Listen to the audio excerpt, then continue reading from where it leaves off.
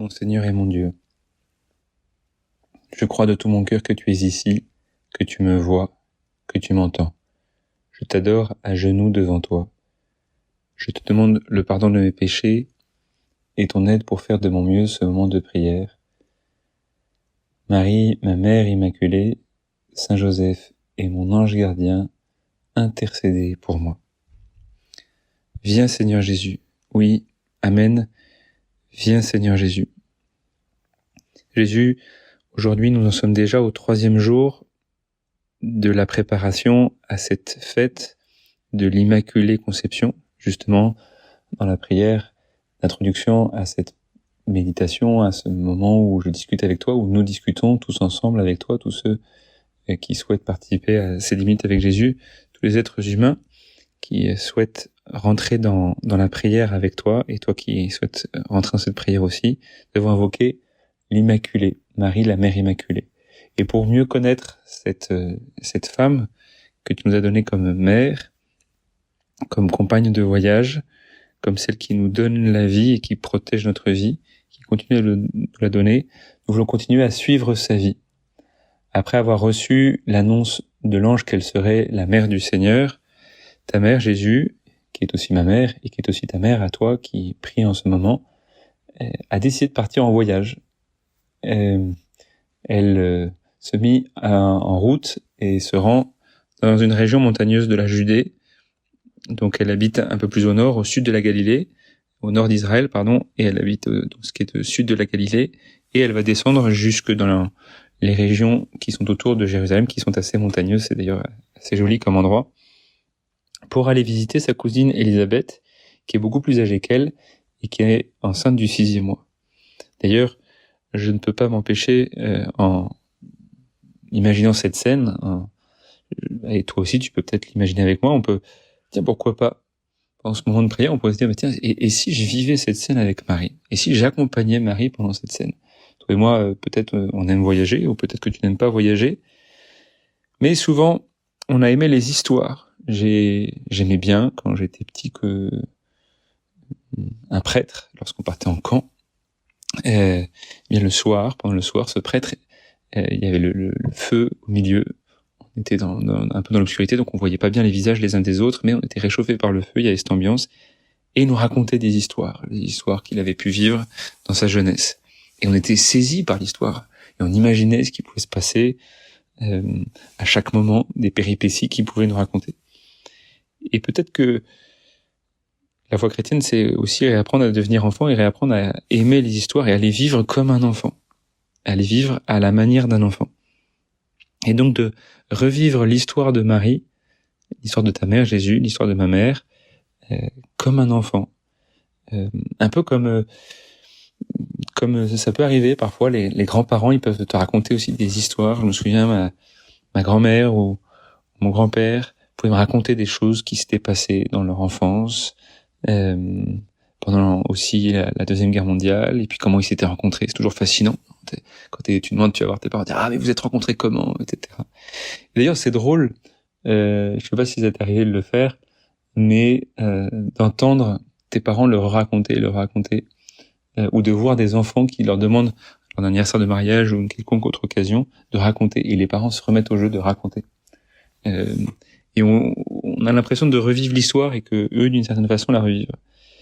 Et donc toi et moi, bien, en suivant l'histoire de Marie, on va peut-être la suivre.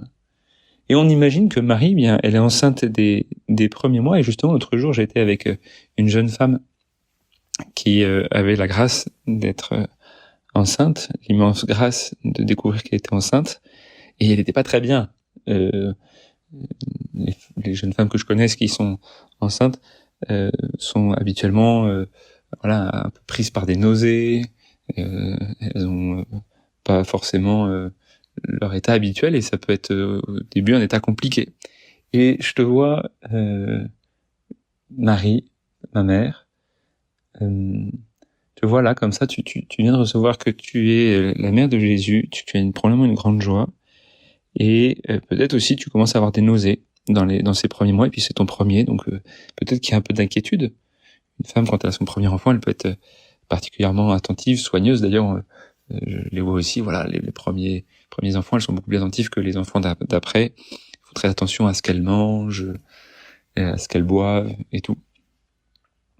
Et pourtant, Marie, tout en étant attentive à l'enfant que tu portes en toi, tu te préoccupes d'Élisabeth, qui elle est plus âgée. Je sais pas ce que c'est pour une femme d'avoir un enfant alors qu'on est assez âgé. Bon, elle aussi c'est son premier, mais elle est beaucoup plus âgée. Et elle se tourne, Marie, tu te tournes vers cette cousine. Et je t'accompagne comme ça sur les routes entre la Galilée et la Judée.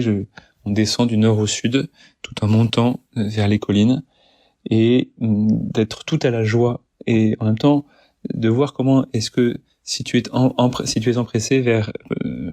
pour aller vers ta cousine et tourner vers ta cousine, en même temps tu n'oublies pas ce Jésus que tu portes en toi. Si tu es toute tournée vers ta cousine, tu es d'abord tourné vers celui que tu portes en toi. Et je suis à côté de toi, peut-être je te tiens la main, on est au milieu d'une caravane, et tu es toute silencieuse, toute recueillie, tout en train de parler à ton enfant, tout en étant très attentive à moi, et peut-être aussi à toi, qui est au milieu du métro, dans une journée peut-être compliquée, alors que tu as un examen aussi peut-être, que tu as une situation de famille compliquée.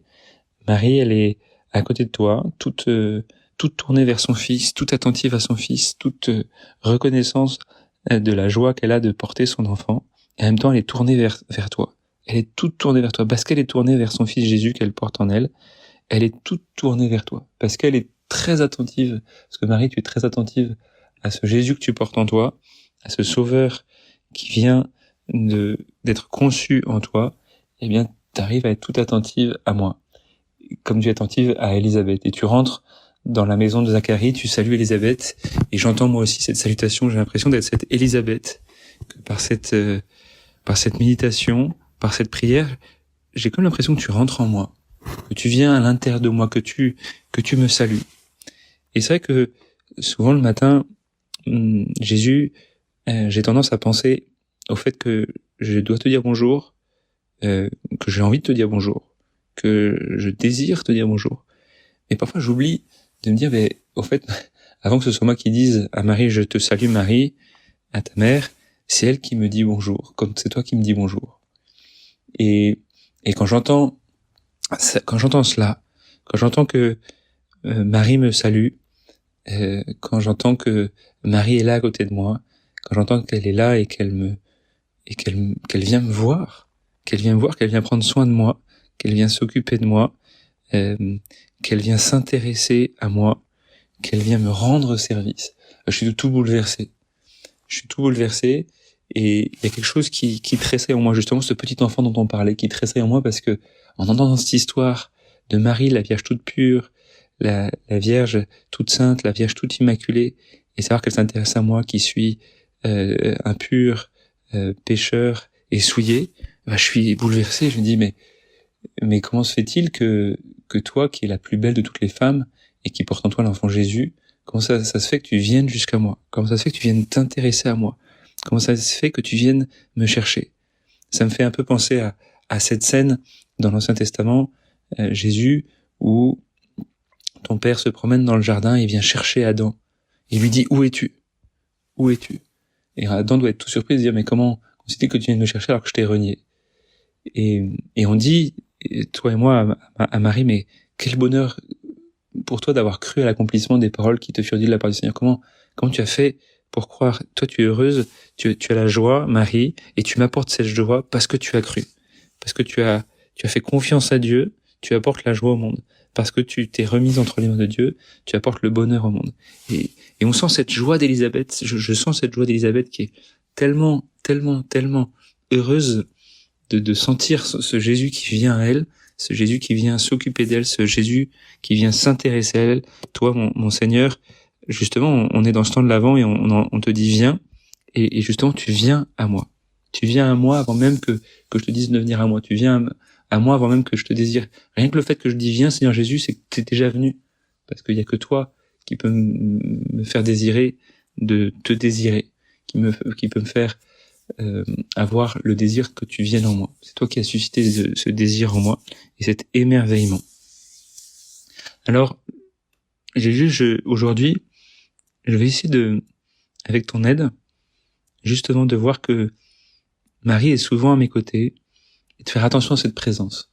Que quand je prie Marie, c'est d'abord elle qui vient me saluer. Quand je prie ta mère, c'est d'abord elle qui vient me parler. Quand toi et moi, nous qui prions ce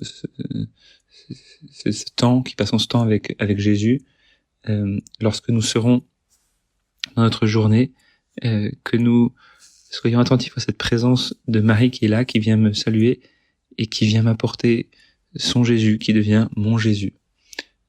Je voudrais essayer aujourd'hui, avec l'aide de mon ange gardien, justement, avec l'aide de Sainte Élisabeth, d'être attentif à cette présence de Marie qui vient m'apporter tant de joie et qui vient peut-être renforcer ma foi, qui vient me donner de croire un peu plus en mon Jésus et un peu plus te désirer, mon Jésus. Pour que tu viennes m'apporter toute la joie, que je puisse tressaillir de joie, que je puisse passer une journée remplie d'une joie profonde que rien ni personne ne pourra m'enlever. Je te remercie, mon Dieu, des bonnes résolutions, des beaux désirs et des lumières que tu as semées dans mon cœur pendant ce moment de prière. Je te demande de m'aider à les faire fructifier. Marie, ma mère immaculée, Saint Joseph et mon ange gardien, accompagnez-moi toujours en chemin.